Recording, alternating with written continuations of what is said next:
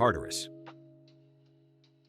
In Greek mythology, Tartarus was the prison so deep and terrifying that even Hades looked like a weekend resort by comparison.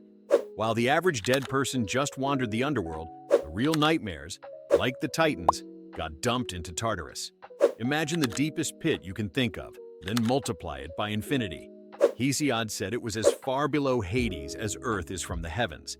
Basically, the cosmic basement no one escapes from. The Titans ended up there after Zeus and his siblings overthrew them in the Great Titanomachy.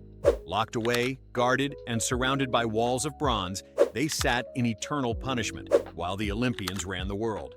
Later myths even threw in villains like Sisyphus and Ixion, sentenced to endless torment for daring to cheat death or hit on Hera. Tartarus wasn't just a prison, it was a cosmic warning sign. Disobey the gods, and this is your eternity. The Greeks saw Tartarus as a place of both justice and terror.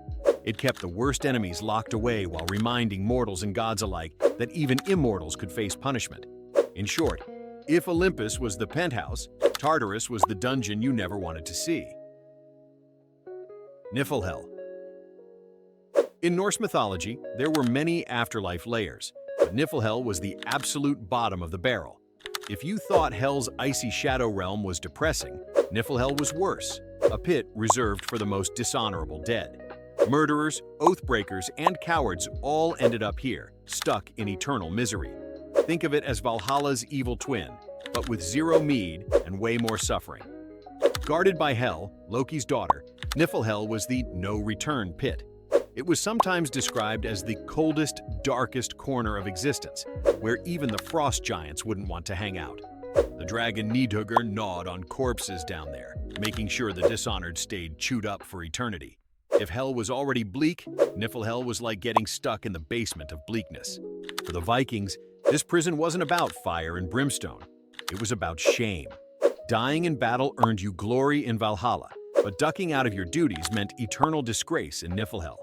It wasn't just a place, it was a fate worse than death. No wonder the sagas warned, better to die swinging your axe than to end up locked in that frozen dungeon forever. Xibalba's traps.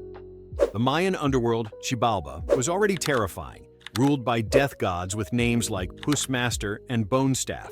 But within Xibalba were specific prisons and torture chambers designed to break souls who dared to enter. It wasn't one pit, it was a labyrinth of nightmare escape rooms. There was the House of Knives, where blades spun through the air, slicing anyone who passed. The House of Jaguars, filled with ravenous cats ready to pounce. The House of Cold, where icy winds froze victims solid. And the House of Darkness, where you couldn't see your own hand. The point wasn't just to imprison, it was to crush every shred of hope. The hero twins, Hunahpu and Xibalba, famously descended into Xibalba and faced these traps. Somehow, they managed to outwit the Death Lords at their own game, surviving the prisons through trickery and divine luck. But for everyone else, the message was clear. Xibalba's prisons weren't escape rooms. They were permanent. Fail one test, and you were stuck forever, chewed up by gods who specialized in torture. For the Maya, these prisons were moral lessons. Life was full of trials, and the underworld was the ultimate exam. Fail it, and you didn't just get a bad grade, you got locked in a dungeon with jaguars. Kur. In Mesopotamian mythology, Kur was both a primordial dragon-like being and the underworld itself. Think of it as a prison with scales. Part monster, part dungeon. The Sumerians described Kur as a dark, cavernous place beneath the mountains, sealed off from the world of the living. It was filled with dust, no food, and no light. Basically, a cosmic version of solitary confinement. The goddess Inanna famously descended into Kur, stripping away her power and clothes at each of its 7 gates. When she reached the bottom, she was killed and hung on a hook, the ultimate prison sentence. Only by trickery and the intervention of other gods did she return. Most mortals weren't so lucky. Enter Kur, and you stayed there. What made Kur especially frightening was that it blurred the line between place and captor. It wasn't just in the underworld, Kur was the underworld. Prison guard, prison walls, and prison itself all rolled into one monstrous concept. For the Sumerians, this was the ultimate forbidden zone. Once swallowed by Kur, you didn't escape. You were part of it forever. Cocytus. In Greek myth, Cocytus wasn't just a river in the underworld, it was practically a prison moat for the damned. Its name literally means the River of Wailing, and that tells you everything. Souls who broke oaths, betrayed friends, or dishonored sacred laws were condemned to wade through its icy, miserable waters. Forget fire and brimstone. This was eternal punishment by frostbite and sorrow. Later writers, especially in Roman times and even Dante's Inferno, made Cocytus the frozen hellscape where traitors were locked in ice up to their necks. The deeper your betrayal, the deeper you sank, until only your face peeked out, shivering forever. Think Titanic iceberg, but you are the iceberg. Cocytus wasn't just unpleasant, it was a warning. Betrayal was the worst crime in Greek thought, so the punishment was being trapped in the coldest, loneliest corner of existence. You weren't tortured by fire or monsters. You were imprisoned by silence, ice, and your own regrets. A prison so bleak that even Tartarus might look like a promotion. Mount Othrys. Not all prisons were underground. In Greek mythology, Mount Othrys was the prison camp for the defeated Titans after the Olympians won the Great War. Unlike Tartarus, which was eternal, Othrys was more like a divine Alcatraz, a place to hold enemies under guard, making sure they didn't stage another rebellion. After Zeus and his siblings overthrew Cronus, they needed somewhere to stash the Titans. So they chained them beneath Mount Othrys, guarded by the hundred-handed giants called the Hecatonchires. Imagine being trapped under a mountain with guards who have 50 heads and 100 arms. Not exactly easy to sneak past. Mount Othrys symbolized the transfer of power. The Titans weren't destroyed, just locked away, always threatening to break free. The prison itself was a reminder that power is never absolute. Today's ruler could always end up tomorrow's prisoner. For the Greeks, it was a warning that no victory lasts forever, not even for gods. The sacred cenote of Chichen Itza. In Mayan belief, cenotes, deep natural sinkholes filled with water, were gateways to the underworld. The most famous was the sacred cenote at Chichen Itza, which doubled as both temple and prison. People weren't just thrown in for fun. Victims were sacrificed, tossed into the waters with offerings of gold, jade, and even weapons. Once you hit the water, there was no coming back. To the Maya, the cenote wasn't just a hole in the ground. It was a living entrance to the gods, a one-way passage to Xibalba. Archaeologists diving into the cenote found skeletons and treasures at the bottom, proving these weren't just myths. They really treated it as a prison of no return. For locals, the cenote was forbidden territory.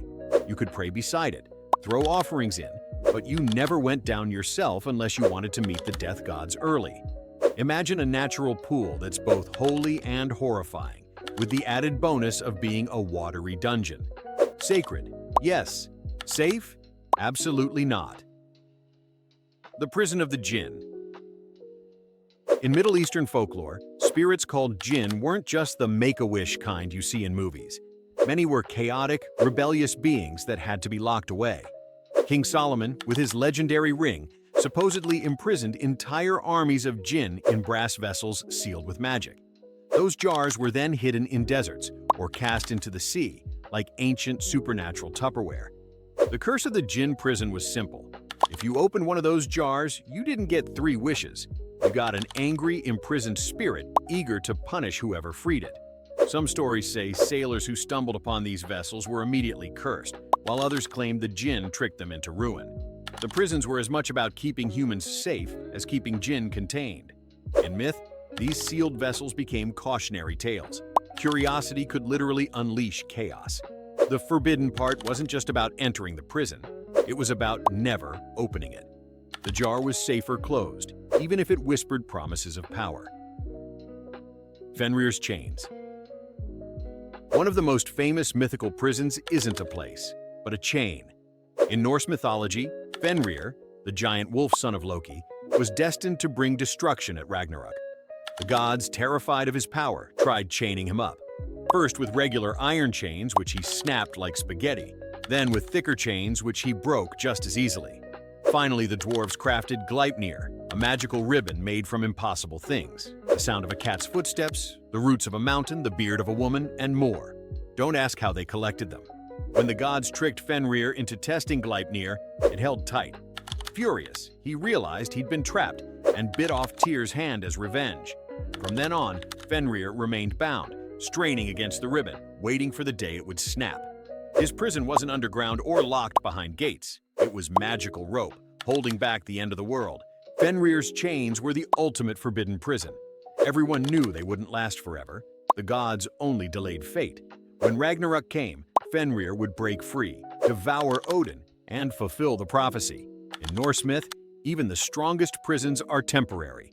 You can lock up chaos, but you can't kill it. And that's mythical prisons. Pits, rivers, chains, and even sinkholes where the world's worst villains and darkest powers were locked away. Some were meant to protect humanity, others to punish gods and monsters, but all carried the same lesson. In mythology, nothing stays locked up forever. If you enjoyed this, stick around for the next one. And hey, subscribing wouldn't hurt.